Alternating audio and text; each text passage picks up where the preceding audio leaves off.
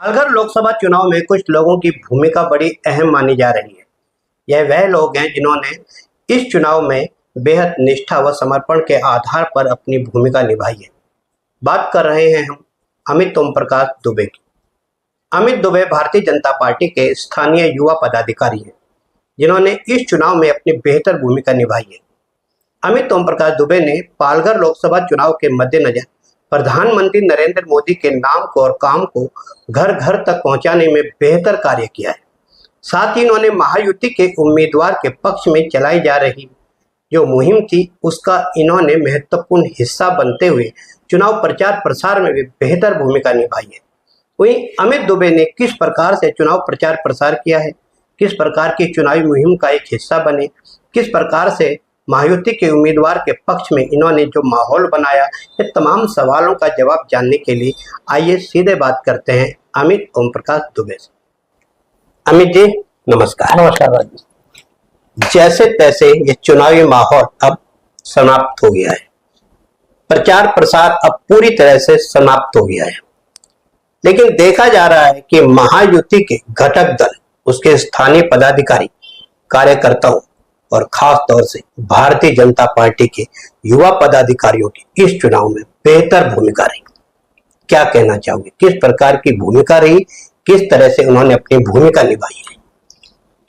देखिए, सबसे पहले तो राज जी आपको नमस्कार, और आपके इस न्यूज चैनल के माध्यम से सबसे पहले तो मैं अपने मतदाताओं को नमस्कार करता हूं और निवेदन करता हूं कि कल परसों 20 तारीख को जब मतदान का दिन होगा, तो एक निवेदन आप लोगों से है कि सुबह जितना जल्दी हो उतना जल्दी आप लोग जाकर मतदान करें, क्योंकि पिछले 1-2 दिन से बहुत भीषण गर्मी बढ़ चुकी है, तो आप लोगों को परेशानी ना हो, इसीलिए जितना सवेरे आप निकलेंगे, जितना सवेरे आप मतदान करेंगे, उतना आपके लिए अच्छा रहेगा, सभी के लिए अच्छा रहेगा। और अगर कोई कारणवश लेट हो तो अपने साथ पानी का बोतल, चाहे छतरी, ऐसा लेके आप निकले अपने सुरक्षा के लिए। बाकी आप लोगों के सहयोग और सेवा के लिए हम लोग हमारा पूरा प्रयास करेंगे।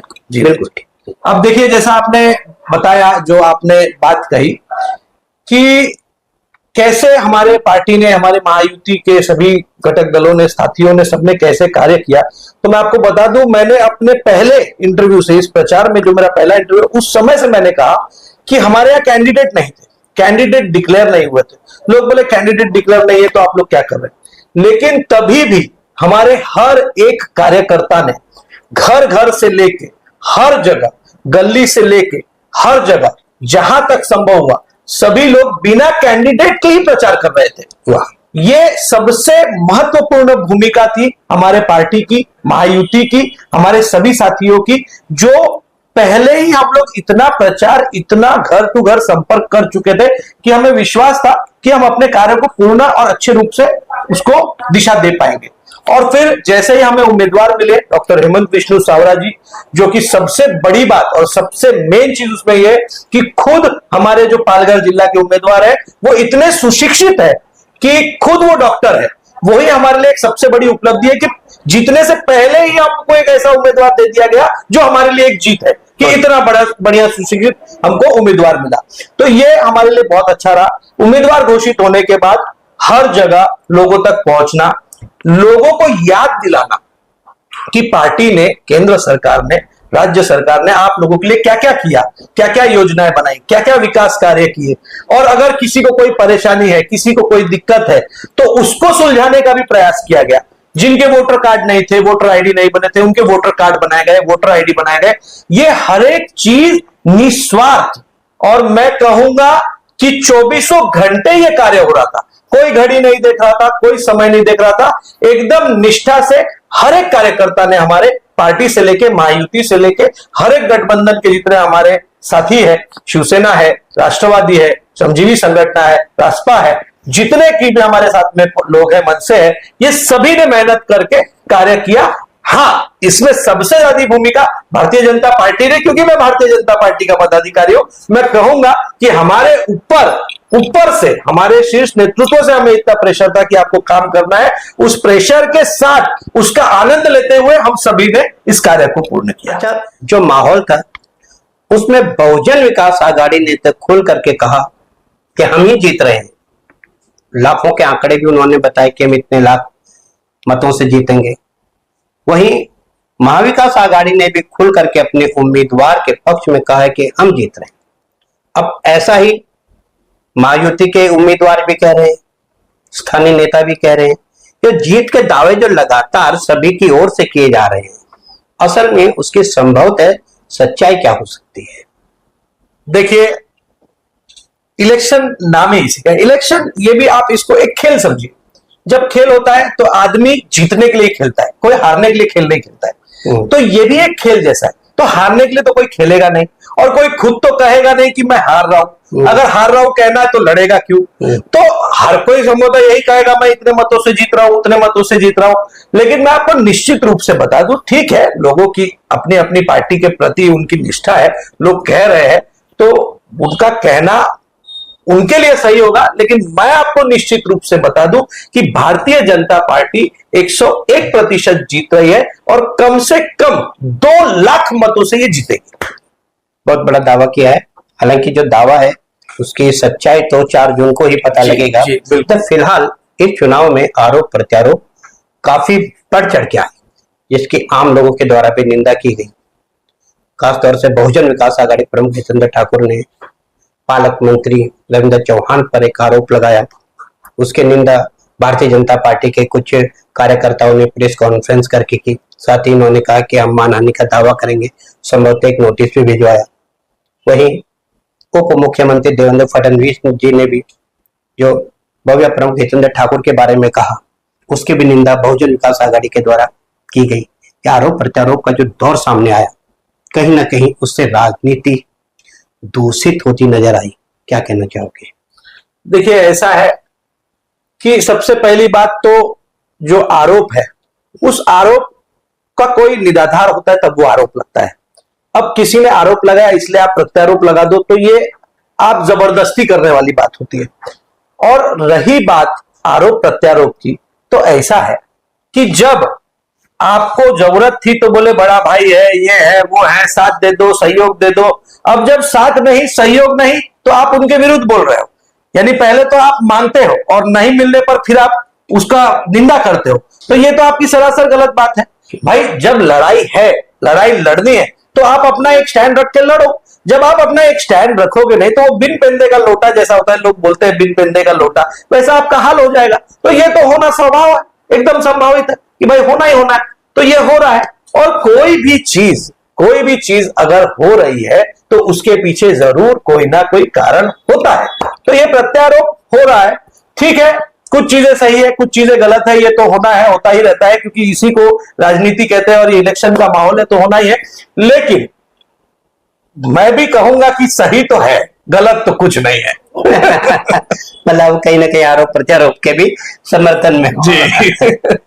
जब विकास पर सीधे तौर पर आरोप लगे हैं, विकास, बहुजन विकास आघाड़ी ने कहा है कि यहाँ पर 10 सालों तक भारतीय जनता पार्टी या उनके संगठक दलों का सांसद था, उसके कार्यकाल में कोई विकास नहीं हुआ। वहीं महायुति के जो घटक दल हैं, उनके स्थानीय पदाधिकारियों ने खुल करके कहा है कि 25-30 सालों से यहाँ पर बहुजन विकास आघाड़ी का एक छत्र राज्य है, यहाँ पर विकास नहीं हुआ। विकास के नाम पर दोनों ही पार्टियां आमने सामने हैं। क्या कहना चाहोगे? देखिए, मैं तो सीधे रूप से आपको यही कहूंगा कि यहां पर जो विकास नहीं हुआ 25-30 साल, ये तो आपको जनता भी खुद बता देगी। यहां जो समस्या थी वो अभी भी है। शायद 1-2 घंटा पहले की बात बता दूं तो आज भी लाइट यहां जा रही है, हर जगह जा रही है। कल शुक्रवार का दिन था, लोग 3-3 घंटा, 4-4 घंटा बिना लाइट के थे। मैं नाला सुपारा की बात कर रहा हूं, श्रीप्रस्था में जाइए, पूछ लीजिए, रात भर लाइट नहीं थी, लोग परेशान थे। तो ये तो 30 साल से आज तक होता आ रहा है। ये तो भाई उन्होंने कोई विकास किया नहीं, इसीलिए हो रहा है।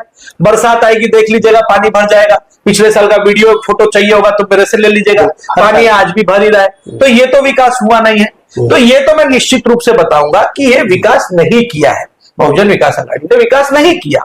जो यहां पर उन्होंने जो उनकी जो सत्ता रही उसमें विकास नहीं हुआ। रही बात भारतीय जनता पार्टी के ऊपर आरोप लगाने की, या शिवसेना या भारतीय जनता पार्टी के सांसद पे आरोप लगाने की काम नहीं हुआ है, तो ये भी मैं कहूंगा कि जनता बताएगी। आज आपको यहां से जवार मोखाड़ा होते हुए अगर त्रंबक जाना हो तो आप आज जाकर देख लीजिएगा, और पिछले 10 साल पहले का आप उस रास्ते का हाल देख लीजिएगा। एक उदाहरण के तौर पे बता रहा हूं। ऐसे ही आप अंबाड़ी से चले जाइए, ऐसे जितने अनेक रास्ते हैं, आज हमारा नेशनल हाईवे देखिए पूरा कंक्रीट हो रहा है। 30 साल में कभी किसी ने सोचा कंक्रीट करने के लिए? कम से कम 10-15 सालों से हमारे यहाँ रोड कंक्रीट हो रहे हैं। क्यों किसी ने नहीं सोचा 15 साल पहले? आज क्यों हुआ? क्योंकि हम विकास करने के लिए काम करते हैं। हमारी पार्टी, हमारे शीर्ष नेतृत्व ने हमें भी यही सिखाया है कि हमें काम विकास के लिए करना है, क्योंकि विकास हमारा नहीं, विकास देश का होता है। एक जगह अगर रोड बनती है तो वो रोड सिर्फ उनके लिए नहीं, उस रोड पर सफर करने वाले हर एक के लिए बनती है। अगर ट्रेन शुरू हो रही है, ट्रेन बढ़ रही है, तो वो ट्रेन किसी के घर नहीं जा रही है, उस घर पे जाने से पहले बीच में बहुत लोगों को छोड़ते हुए जा रही है। तो ये जो है, ये जो विकास कार्य ये हमारी पार्टी ने किया है और ये करती रहेगी। और इसी की वजह से आज हमारी पार्टी इतनी बहुत ज्यादा लोकप्रिय है। लोग इसीलिए हमें मत कर रहे हैं, विकास के लिए। ये विकास का कार्य है जो हम करते हैं।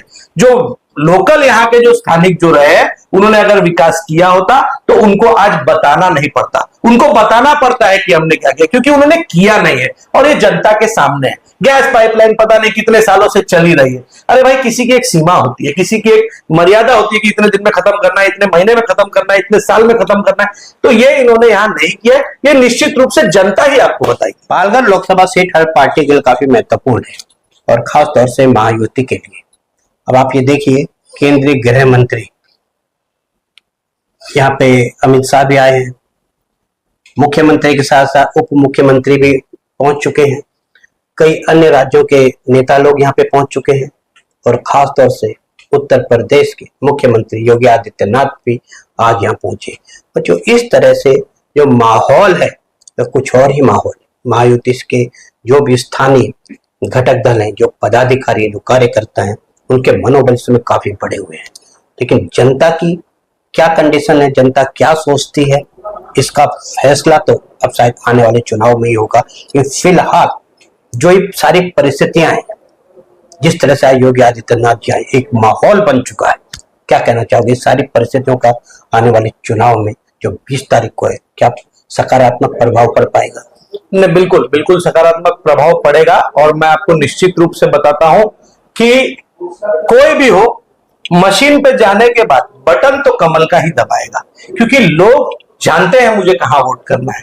तो मत तो आपका भाजपा को ही गिरेगा, ये मैं आपको निश्चित रूप से बता दे रहा हूं। और वापस मैं आप लोगों को निवेदन करता हूं कि 20 तारीख को सभी लोग मतदान करने के लिए जाइए। और हमारा खुद का भी यही प्रयास रहेगा कि सभी मतदारों को हम ज्यादा से ज्यादा प्रयास करेंगे कि सुविधा मिल पाए। ज्यादा से ज्यादा हमसे जो हो पाएगा उसकी प्रयास की जाएगी कि लोग मतदान कक्ष तक पहुंच पाए। किसी को भी कोई समस्या हो रही हो तो हमारे पार्टी के सभी कार्यकर्ता उपलब्ध रहेंगे आपको मदद करने के लिए। हर मतदाताओं से मेरा निवेदन है कि 20 तारीख को मतदान करें और गर्मी से बचने के लिए अपनी पूरी तैयारी रखें, और बाकी हम आपको सहयोग करने के लिए पूरा आपके साथ रहेंगे। इसी के साथ मैं आपसे निवेदन करूंगा कि आप भी अपने माध्यम से सभी मतदाताओं को बोले कि मतदान करना है। और वापस बता रहा हूं, कोई भी हो, कुछ भी हो, बटन तो कमल का ही दबेगा। धन्यवाद। आपने देखा कि किस तरह से बेबाकी से इन्होंने सवाल का जवाब दिया और जीत का पूरी तरह से दावा किया। इन्होंने साथ में कहा है कि जिस तरह से बड़े बड़े केंद्रीय व राज्य स्तर के नेता इस समय पालघर निर्वाचन क्षेत्र में आ रहे हैं, यकीनन इसका सकारात्मक प्रभाव पड़ेगा और महायुति के उम्मीदवार की संभवतः इस चुनाव में जीत हो सकती है। हालांकि जो भी इस समय सवाल है, उन सवालों का जवाब तो आने वाली 4 जून को ही मिलेगा। तब तक राजनीति से जुड़ी तमाम प्रकार की खबरें देखने के लिए सब्सक्राइब कीजिए क्राइम रिपोर्टर्स टीवी न्यूज।